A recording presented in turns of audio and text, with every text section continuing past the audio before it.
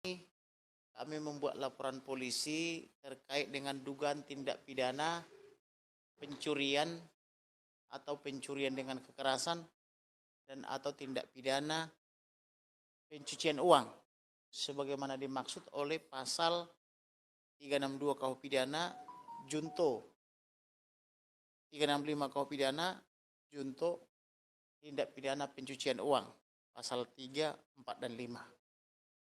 Adapun terlapornya seperti sudah kita ketahui di pengadilan bahwa uang almarhum hilang 200 juta pasca dia dikubur tanggal 10, tanggal 11 dari dalam kuburnya dalam tanda petik masih mentransfer uang 200 juta.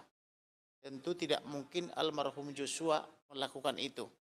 Sebagaimana terungkap dalam fakta persidangan, pelakunya adalah yang mengaku Ricky Rijal, baik itu atas inisiatif sendiri maupun atas perintah daripada nenek Putri Chandrawati.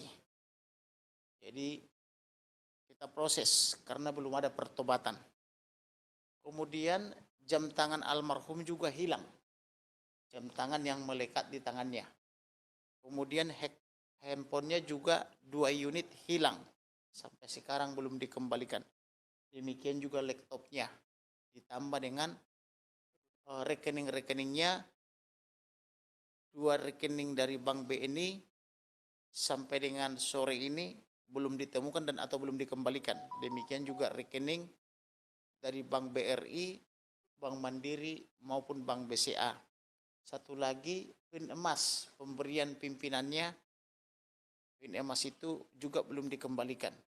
Kami sudah mewarning mereka selama 8 bulan, tetapi tidak ada etikat mereka untuk segera mengembalikan kepada klien saya atau kepada klien saya Samuel Huta Barat, demikian juga kepada Ito saya Rosti maupun bera saya Yuni. Oleh karena itu, supaya mereka ini kita bantu bertobat, jangan sampai mereka nanti keburu meninggal masuk neraka, maka kita ingatkan melalui perbuatan laporan polisi supaya mereka nanti tersadar, karena ini ancamannya 20 tahun tindak pidana pencucian uang karena menggunakan transfer media bank. Oleh karena itu, sebagai kita negara hukum yang tentunya harus patuh hukum, karena ada fakta-fakta hukum baik temuan kami maupun temuan penyidik maupun fakta persidangan di mana barang-barang almarhum masih dikuasai oleh para pelaku, maka kami laporkan tindak pidana pencurian dengan kekerasan, junto tindak pidana pencucian uang. Itulah kira-kira laporan kami sore hari ini atau sore menjelang malam ini. Terima kasih. Kerugiannya yang jelas di atas 200 juta. Termasuk handphone dan laptop di atas 200 juta karena yang sudah nyata ada perpindahan uang tanggal 11 Juli yang harusnya itu jadi milik ahli waris sampai sekarang tidak kembali. Jadi sudah 200 juta ditambah nilai laptop, handphone, ditambah dengan apa itu pin emas, jam tangan dan sebagainya, tentu di atas 200 juta. Kemudian kami sore ini membuat 2 laporan polisi. Satu laporan polisi model B tentang tindak pidana kejahatan pencurian dengan kekerasan, contoh TPPU. Satu lagi laporan polisi model C. Model C ini untuk mengganti atau untuk pengurusan segala barang-barang milik almarhum untuk mengurus hak-haknya, apakah itu hak taspen, asabri dan hak-hak lainnya. Karena almarhum dengan dia meninggal tentu ada pewarisan, akibat kematian itu adalah pewarisan. Nah, ahli warisnya itu ada 5, yaitu saya Samuel Huta Barat, itu saya Rosti Simanjuntak, saya Yuni, dan adiknya 2 lagi, siapa namanya, sama Mahari Jaya, sama Devinita. Ya, jadi ahli warisnya ada 5. Maka yang berhak atas semua barang-barang almarhum itu pasca beliau dibantai atau dibunuh adalah ahli warisnya yang 5 orang. Tetapi para pelaku ini bukan ahli waris, jadi dia tidak berhak mengambil barang-barang daripada almarhum. Gitu kira-kira.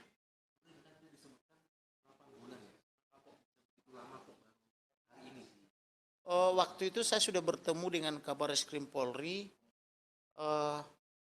menjelaskan bahwa ada yang hilang milik almarhum. Tadinya harapan kami laporan pasal 340, junto 338, junto 351 ayat 3, junto pasal 55 ayat 1 KUH pidana akan dikembangkan oleh penyidik. Karena saya sudah menghadap sendiri kepada Kabarreskrim, bahkan di depan saya dipanggil 2 direktur berpangkat Brigjen Pol, yaitu Dirtipidum Polri dan Dirkrimsus atau Direktur Ekonomi dan Khusus, tentang penyampaian saya bahwa berdasarkan laporan intelijen saya waktu itu ada dugaan pencurian uang 200 juta pada tanggal 11 Juli. Nah, harapan saya waktu itu akan ada pengembangan penyidik, ternyata tidak dikembangkan. Yang fokus mereka itu hanya fokus kepada pembunuhan terencana junto pembunuhan biasa, dan yang dibuktikan di pengadilan hanyalah pembunuhan terencana dengan ancaman atau dengan vonis untuk Ferdy Sambo dari tuntutan seumur hidup menjadi pidana mati, untuk Putri dari tuntutan 8 tahun divonis menjadi 20 tahun, untuk Kuat Maruf dari 8 tahun menjadi 15, untuk Ricky Rizal dari 8 menjadi 13, dan untuk Barada Richard Eliezer dari 8 tahun dituntut menjadi dari 12 tahun dituntut menjadi 1,5 tahun. Artinya di sini memang ada putusan yang sangat kontroversial, di mana ada yang diberatkan sampai hampir 2,5 kali lipat, tetapi ada juga yang sangat diringankan dengan diskon hampir 85 sampai 90%, yaitu untuk Barada Richard Eliezer. Barada Richard Eliezer berhak mendapatkan itu karena dia telah bersikap baik, menyesali perbuatannya, meminta maaf, dan berjanji dia mengungkap perkara ini, dan itu semua sudah terjadi, maka dia layak mendapatkan itu. Sedangkan yang lain sampai dengan sore malam hari ini belum bertobat, belum meninggalkan cara-cara yang jahat, maka wajar mereka divonis lebih berat daripada tuntutan. Termasuk juga ini, barang-barang almarhum belum juga dikembalikan. Oleh karena itu, kita membantu mereka ke jalan yang benar dengan cara membuat laporan polisi, bukan dengan main hakim sendiri, bukan dengan main hakim jalanan. Jadi kita bantu mereka meninggalkan cara yang jahat, masuk ke dalam pertobatan agar mereka menyadari perbuatannya, dan ini juga nanti menjadi alasan pemberat kalau mereka berani banding, termasuk kalau mereka berani kasasi, karena masih ada tindak pidana lain yang akan menyusul, kan begitu. Barang-barang yang berada di tangan yang tidak tepat ini. Ya seharusnya kalau itu barang milik almarhum Yosua anakku, itu kan anak aku, jadi kami ahli warisnya.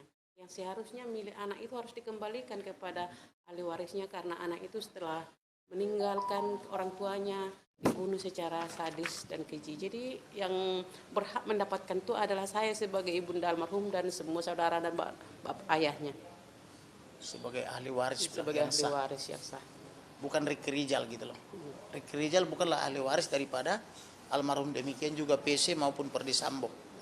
Bang, tapi kedetek nggak sih Bang terakhir itu laptop berada di mana, di duren juga atau di luar? Yang jelas ada terdeteksi karena pasca menjelang persidangan tiba-tiba dia keluar dari WhatsApp grup keluarga.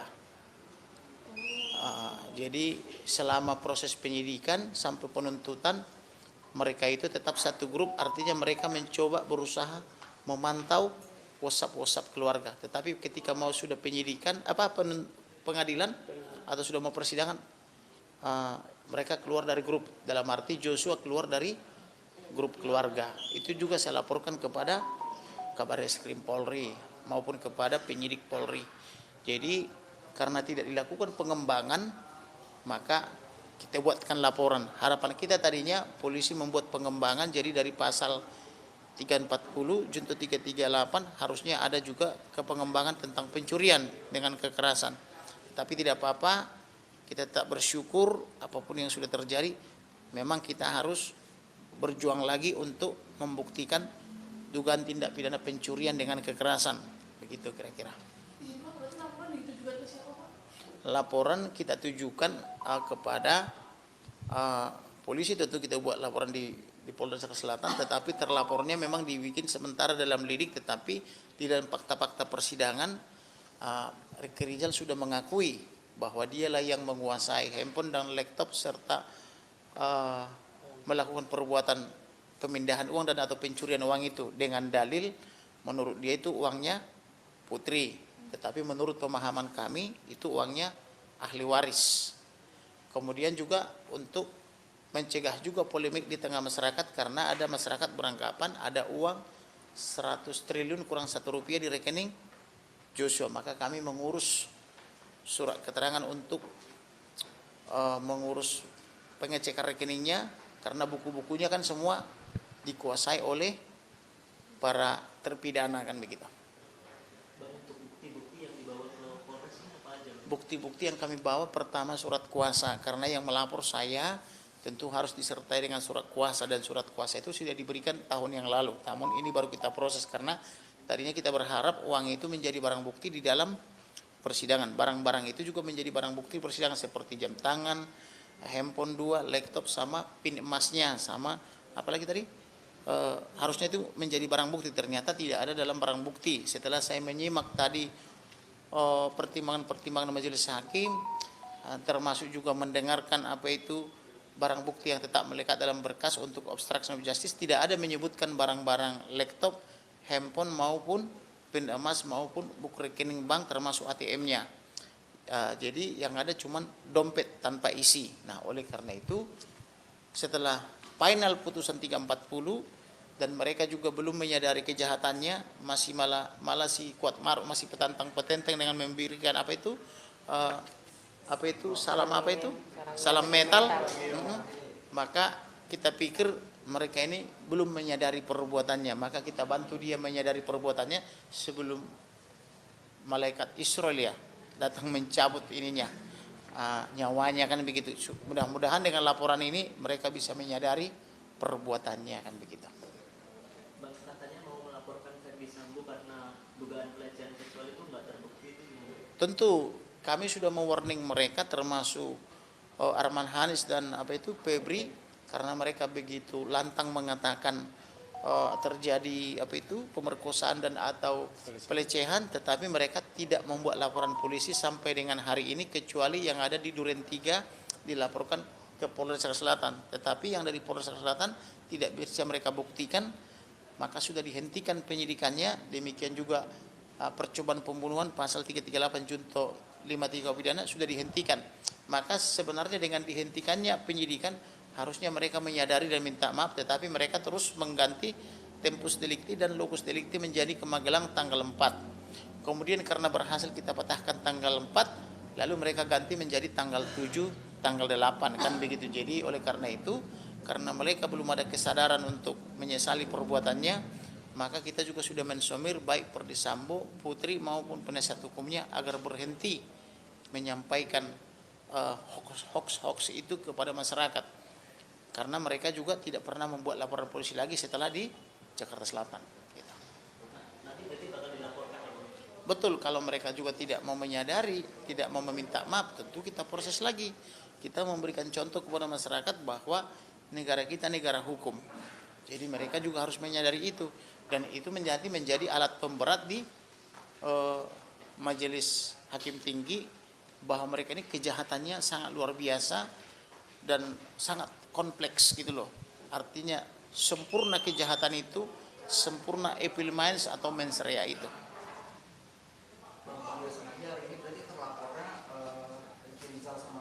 Dan kawan-kawan ya. Minimal 3. Ricky Rizal kan mengaku dia mencuri itu karena disuruh PC. Nah, Ricky Rizal, Ferdi Sambo juga mengaku itu uang dia. Nah, biarkan nanti Ferdi Sambo membuktikan dalil dia. Apakah dia pernah setor uang ke situ, baik langsung maupun oleh orangnya dia, tentu kan akan terlihat. Nah, kalaupun dia pernah setor uang ke situ, tetap dia tidak berhak langsung main ambil. Karena almarhum telah mereka bantai dengan sadar dan dengan sengaja, tentu mereka harusnya, kalau bisa dibuktikan itu uangnya, harus ditagih kepada ahli waris atau melalui mekanisme hukum baik gugatan maupun dengan cara musyawarah kan begitu. Cukup ya? Baik, terima kasih ya.